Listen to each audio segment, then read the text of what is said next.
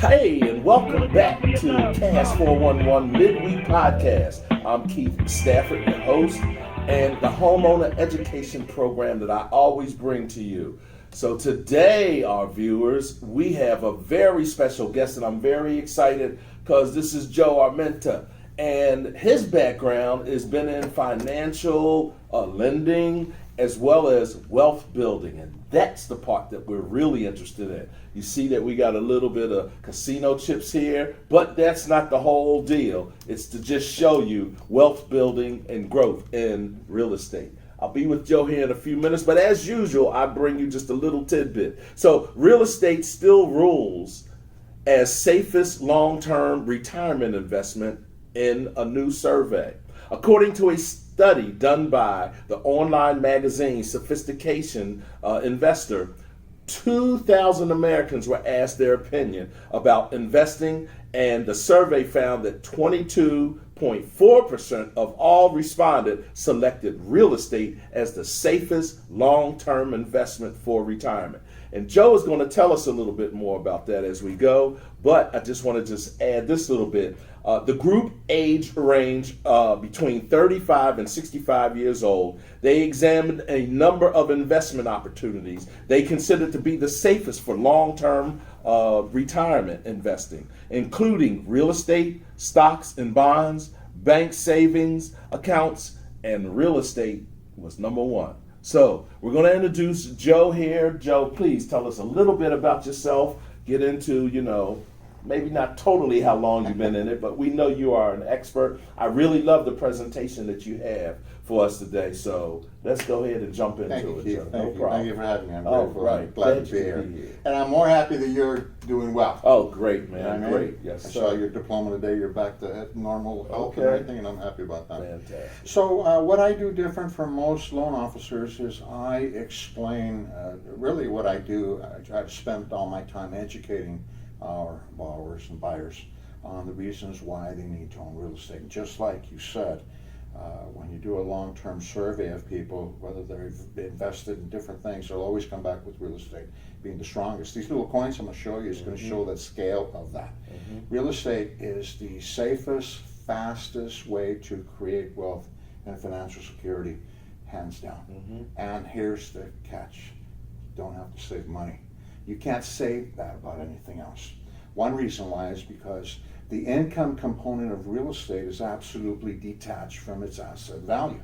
Okay. People don't think about this. Okay. You want me to get into that real quick? Well, just a little bit because we got maybe first-time home buyers out there. It might be too much. Okay, I Yes, got you. So I educate and I prove to people why they need to own real estate. 80% of businesses today no longer offer retirement plans. You're on your own. If you don't work for the government or a very large company, you're on your own for your retirement. So people can't save money, and we profess at Markman Mortgage that that's the biggest problem the average family has, the inability to save money. So let me just get into this here. So they can't save money because what? The 401ks have shrunk? Well, ultimately it's because of inflation. People don't, the missing link in people's thinking is that they're saving money in their 401k or a pension or a life insurance policy like an annuity, not thinking about what that money is going to be worth when they retire. You follow me? That's the missing link. So inflation outpaces wage growth. We're in a really good economy now, and the inflation is low, but still, every time you read a story, whether it's the LA Times or the Orange County Register, the wage growth is back. There's always a little snippet in there about how inflation is still just a little bit higher. Okay. So no matter how much more you make, everything else still costs more, and that's the problem. Okay, so I've seen your presentation quite a few times, Joe, and that's one of the reasons why the wealth building part of this is very, very important. Thanks. So what I've really taken away from this, and I want my viewers to think about this and take away, is that when you have a mortgage, when you're purchasing a property, every time you make that payment to bring your principal down, okay, that's like putting your money in the bank. Yep. And it gives you a little bit more equity, meaning value on the property that later on you can cash into, okay? So that's kind of like a way to save money. So I wanted to just bring that point out because you did mention that. Well, you know, the thing about it is that most people think in terms of real estate being appreciation only. But the reality is that real estate pays you in 5 different ways. It pays you in leverage, it pays you in appreciation, pays you in mortgage paydown. People don't think in terms of mortgage paydown as a benefit. They think of it as a bill. But with today's low rates, a third of your payment goes towards your principal balance, just like a savings. You throw on top of that your cash flow and preferred tax status. You have 5 ways that you make money on real estate, but the average first-time buyer and many realtors strictly think appreciation. You're going to buy a home, it's going to go up, and everything's going to be great. But there's so much more to that. Right. Yeah. Okay.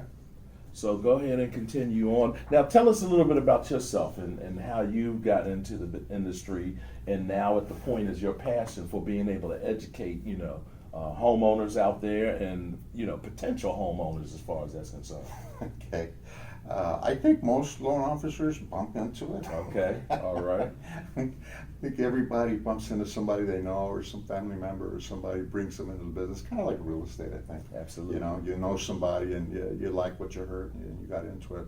I got in through family member. I have a good family member who was very successful mortgage broker in Newport Beach many years ago. Okay. Says, "You want to come to work part-time?" I said, "Yeah." And I ended up doing it, and I loved it. And 30 years later, here I am. Okay, Right? good. Now, the passion of your education piece here, you moved into that here in the past few years. Yes. So you did it differently. So tell us a little bit about that. How that happened came about. What I teach and what I know is based on 2 people. Number one, a guy named Chet Holmes, who wrote a book called The Ultimate Sales Machine, a fascinating book on salesmanship and research. The other was my boss, Mark Prather. Mark is on Mark One Mortgage. These 2 people gave me the biggest influences I've had. I've changed my business dramatically in like the last 4.5, 5 years. Okay. So everything I do now is absolutely totally different. I don't sell anything. Okay. I simply educate people. I'm not out there running around talking about I got the lowest rate, I got the lowest fee, my company's the biggest. I don't do any of that. Right. I don't deliver donuts, I don't go to Caravan, I don't do none of this. I just talk to people and I spend my time explaining to people, and it's engaging. They like what they hear, because again, everybody has that problem. They can't save money, and when you show them the answer to that problem, they're with you. Excellent. Well, Joe, we're going to take a little break here. I want to identify who and what this is all about here. This is KAS 411 Midweek Podcast. Keith A. Stafford is your host, and I'm here more or less like Joe. I am a homeowner educator. I have this program that will identify Real Estate 101. It goes over your budget and then the long term of it. And then we end up going through what we call a mock transaction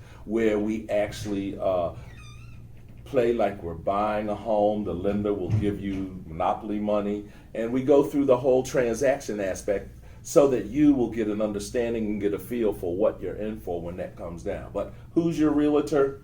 That's what it's all about. Sellers, buyers, investors, and those that are looking from renting going into purchasing a home. So once again, we're back with Joe, and he's the expert here in a little bit of this wealth building as we purchase a property, what that's all about and what it looks like. Joe, come on and tell the renters why they should buy. Should I show you now? Absolutely. Okay. So we're going to break it all down to $1. I'm going to show you an investment. I'm going to show you 3 investments, and they're the most popular investments they are. We're going to break it down to $1. We're not going to do $100,000s and $500,000. It's all going to be $1. So $1 at the bank gets you. By the way, green is $1. Everything else is a penny. Okay. Right. $1 at the bank gets you what? A savings account. What does the bank give you? Interest. How much is the interest at a savings account today?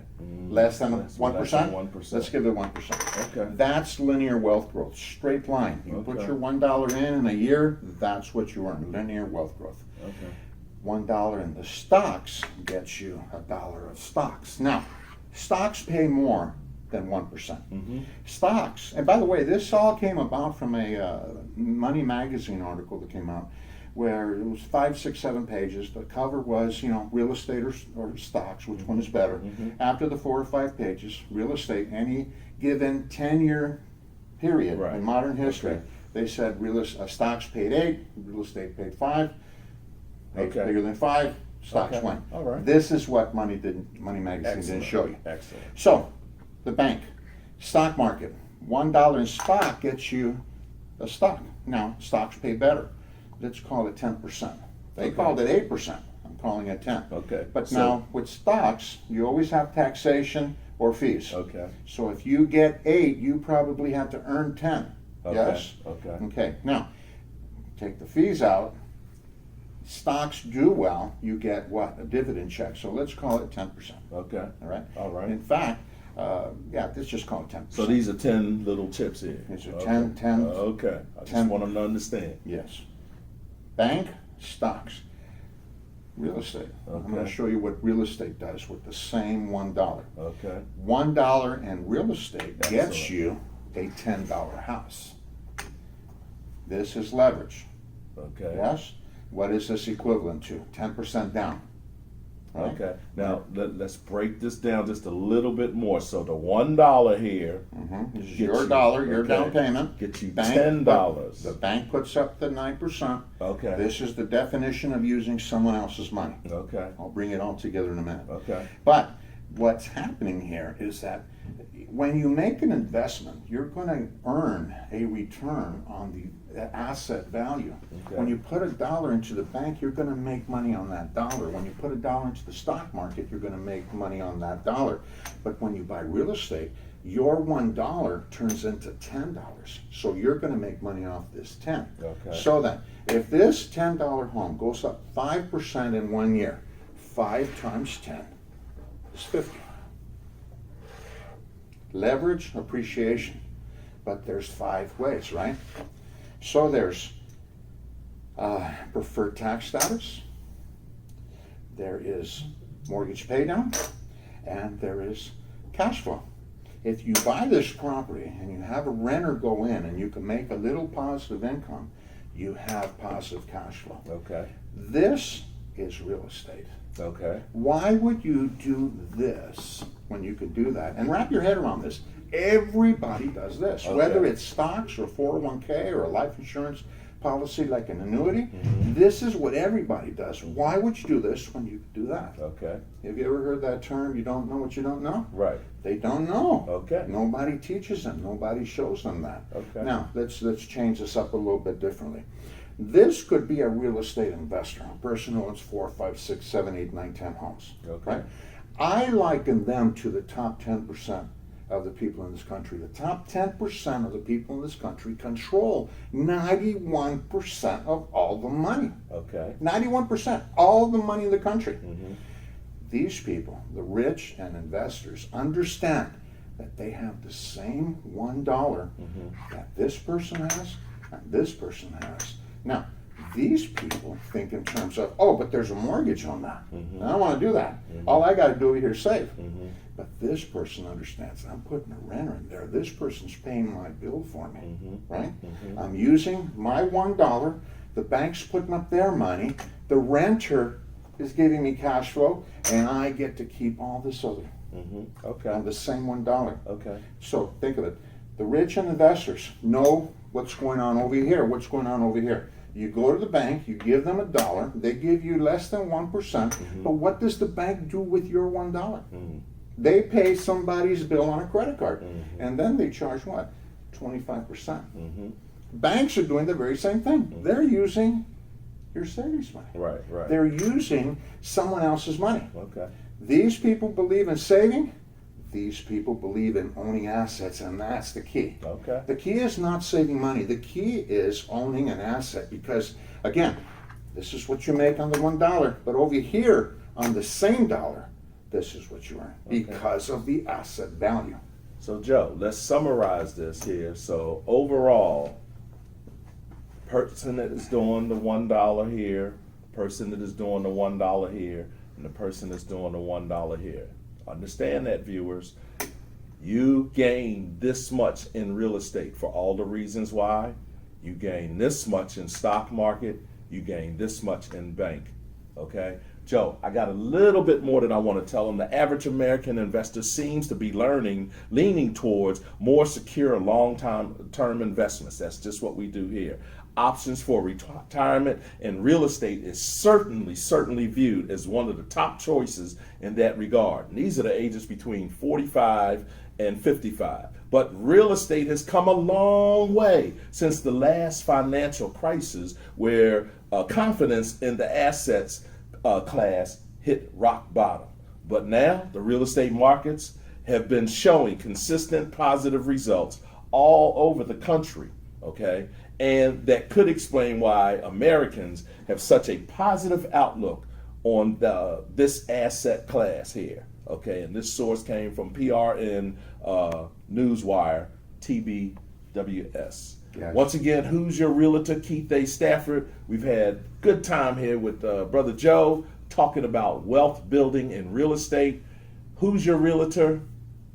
Sellers, buyers, investors, and renters now. Call me. There'll be a number down at the bottom of your screen. And until next time, Joe, you have any last things? We got 30 seconds here to go out to just encouraging. The income component of real estate is not attached to the asset value. Okay. If you had $1 million when the market crashed, that $1 million turned into $500,000. At $1 million, if you were earning $60,000 a year, your income was $5,000. When it got cut in half, your income went cut in half. But if you owned $1 million fourplex and the value of the fourplex went down $500,000, the net went down.